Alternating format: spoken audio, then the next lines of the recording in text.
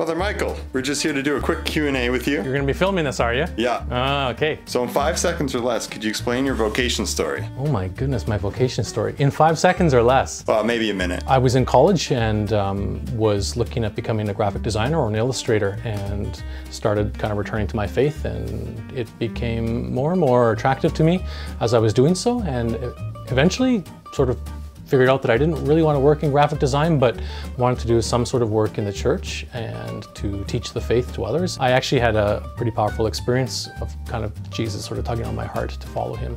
And so that's kind of a quick, maybe introductory moment when I felt like I was being led by the Lord. And where are we right now? Well, you are currently in my office at St. Joseph's Seminary. I joined the formation team in October after finishing a license or licentiate in moral theology after coming back from Rome, and started in October and taught my first class in the winter semester. So how did you react when you were asked to be a formator at the seminary? Good question. I remember the conversation particularly with the Archbishop, and it was a bit of a shock, to be honest with you. I think I was kind of surprised, but also definitely excited.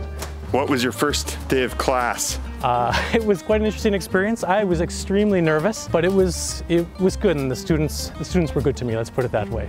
Yeah. They were gentle. What did you learn at the parish that you've been able to apply at the seminary? It actually gives me a chance to kind of speak of my own experience in applying the intellectual and the spiritual formation and the human formation that the guys have been receiving here, and the pastoral, and then talk about my own experiences. And where are we right now? Well, this is in one of the classrooms that I taught my first class in this last semester. And so normally I come in here and get myself set up at the podium. The class that I taught last year was actually kind of burned into my memory now, STP 578. That was married love and sexuality. Oh, that's an easy topic. Yeah, nothing to it, eh? Nothing to it. How important is it that Newman and the seminary here in Edmonton? It's really important.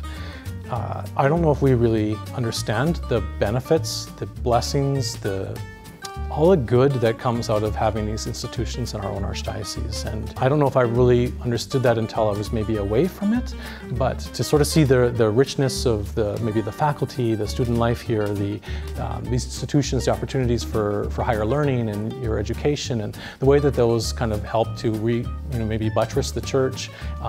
But beyond that, I would say it's not just important for the archdiocese, but even the whole of Western Canada. Have you ever had to smack down a heresy that one of your students was? Smackdown might not be the right word for us, yeah. What's something about the formation team that most people don't know? I think one thing that's interesting is that maybe I don't know if this quite answers the question, but most of the team that's here, not all of them, but a good number of the team members that are here now were actually formators when I went through the seminary. There's a great cohesion.